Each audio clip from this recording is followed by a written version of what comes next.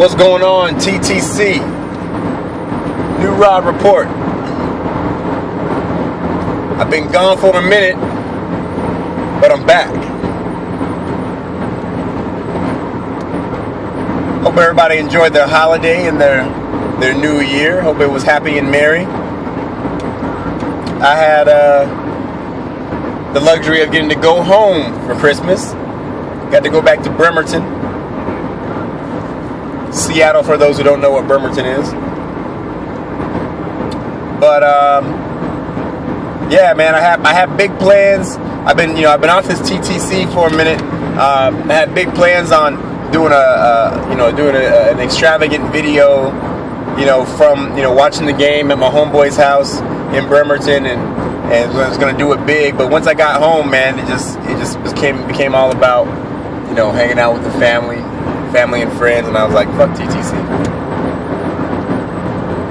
But back to life, back to reality. Now we're home. It's playoff time. The Seahawks beat the Rams. We got the first round bye, home field advantage, all that. We already know all that. We already know all that. The Arizona Cardinals did exactly what we thought they were going to do. Get in the playoffs and lose. I give them a pass because Ryan Lindley was their quarterback, and Ryan Lindley is horrible. Ryan Lindley will probably never throw another pass in the NFL. That dude couldn't have played worse football if he tried. 78 total yards of offense in 4 quarters of football. The worst offensive production of any team in NFL playoff history. It's outrageous.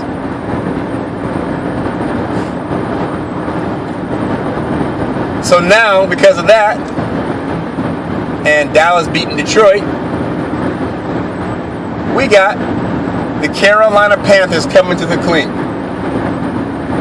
Now, again, I apologize. I haven't been able to be on. I haven't got on TTC in YouTube. Just quite like I have been previous to now. I just got back from the holidays, so haven't been able to get into it. But I did get a chance to see my man, The Voice. Got to see The Voice's video. Much respect to The Voice. I like The Voice. I enjoy The Voice very much.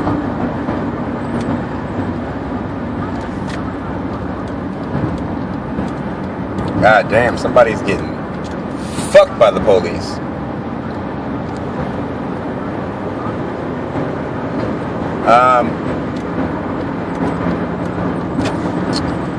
But The Voice, man,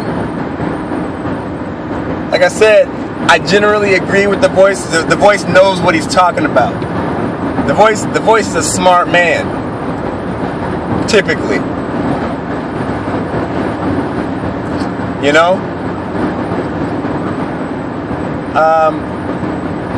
But this week, Voice, what are you talking about? The Voice says we can take those 3 games in Carolina over the past 3 seasons, stick them right up our ass, because Carolina is coming into the clink and they're going to whoop our ass. He actually said this. You can listen to it in his video. And believe it or not, I actually believe that he really believes it. Sometimes you hear people talking that crap, and you can tell by looking at them and listening to them, they don't really believe it. But when I listen to The Voice in his video, I think he really believes. The Voice really believes that Carolina is going to come in there and beat Seattle. In Seattle. It's not even like beating Arizona in Arizona, or beating Dallas in Dallas, or beating Philly in Philly, or this is beating Seattle in Seattle. This is a whole other animal. I give you guys a better shot at beating Green Bay in Green Bay than beating Seattle in Seattle.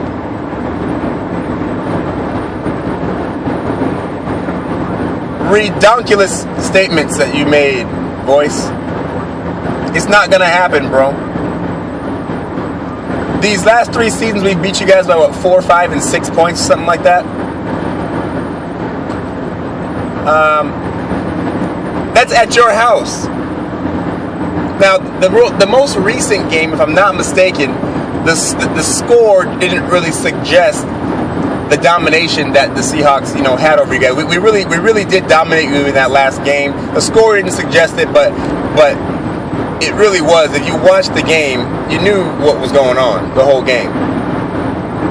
Neither team had played a game that was, worth writing home to mom about. But if you watched the game, you knew that Seattle was going to win that game. Carolina didn't have enough things go their way to win that football game. So it really was more of a domination than the score suggested. Now you want to come to Seattle? Now you want to have Cam Newton? You really want to have Cam Newton playing against the LOB with the 12th man behind him? You talk about how you stopped Marshawn Lynch. That's true. But you haven't stopped our running game. Just because we don't, an individual player doesn't get over the century mark, you still have to consider what the team did as a whole in the running game. And we still ran the ball on you.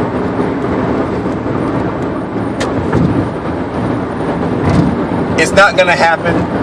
Now, Kelvin Benjamin, I'll give it to Kelvin Benjamin. Kelvin Benjamin made a couple of good plays back in week 6 that we played? I think it was week 6. Kelvin Benjamin made some good plays. Now, before anybody even starts, I'll bring it up myself. The big 50-something yard catch he had when Newton threw the ball from out of his own end zone, threw it down the field. Benjamin went up, caught the ball in between Richard Sherman and Earl Thomas. Hats off. Great play. He went up. The dude is big and tall and strong. He made a great play in between 2 great players. But what you fail to realize is this.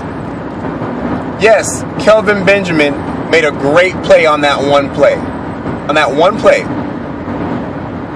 Made a great play. But think about this. On that play, the reason that play was so great is because Richard Sherman and Earl Thomas were in absolutely perfect position to defend that play. Perfect position. That defensive play for the Seahawks worked exactly as it was supposed to.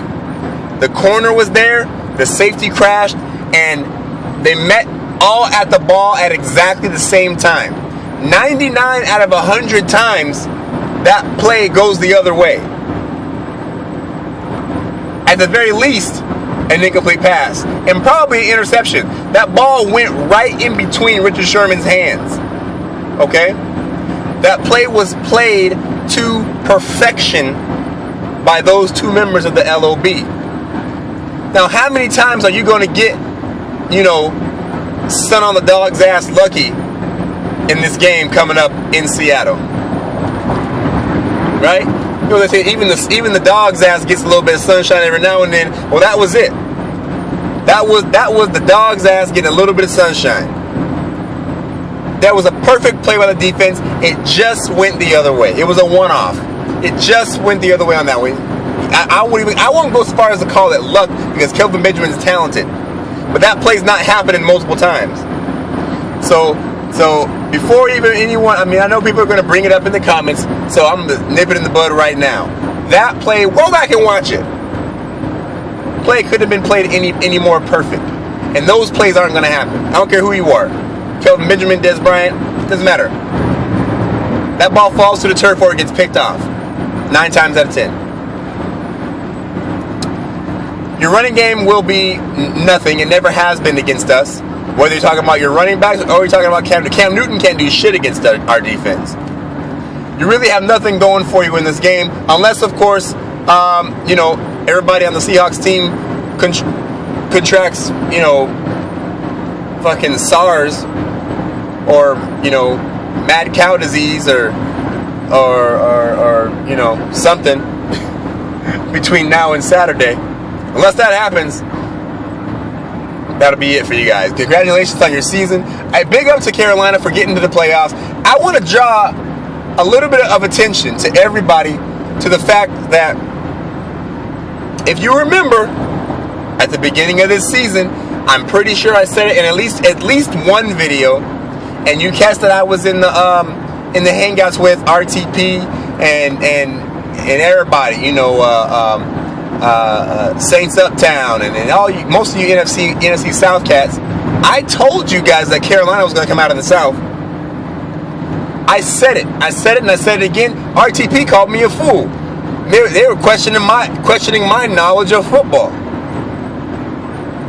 when I said that Carolina was going to come out of the South. Oh, there's no way they're coming out of the South.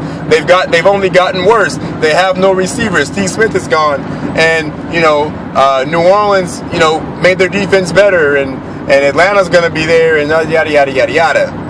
I said, look, guys, Carolina's defense is hands down better than every other team. Damn, the cops are on everybody and the Border Patrol. Golly.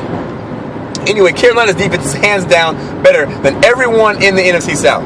Hands down. They won the division last year, and what makes you think they're not gonna win it the following year, given the situation? But anyway, that my logic was flawed apparently. But hey, look what happened. Carolina won. Now, I will say that I didn't expect it to go down the way it did.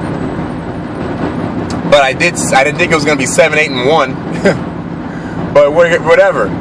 I said that Carolina will come out of the South, and look at that. Look at that. And then they won a playoff game. Now, you guys, don't try to use the fact that back in the day, Carolina came into the playoffs with a sub 500 record, and then you guys won a playoff game. Yeah, well, Seattle did that same thing a few years back. We were 7-9, got into the playoffs and won a playoff game. Now, please don't compare the two, okay? Because the two are not really comparable. They're simply not comparable. The reason for that is, come on. You guys took out a team that has been reeling for the last 4 weeks. The Arizona Cardinals. Everybody and their mama knew that the Arizona Cardinals were going to be one and done. The Cardinals had no chance of winning any playoff games. They only got there because of what they were able to do early in the year, but it became very apparent that there's no way they were going to beat Green Bay, beat Seattle, or even beat Carolina. So let's not fool ourselves here. Okay, you guys won a playoff game, but you didn't do like Seattle did. When we won our playoff game, when we were sub 500, we took out the defending champs. Okay, we took out the defending Super Bowl champions. So the two don't really compare. Anyway, that's all I got. That's all I got for you, The Voice. Woof.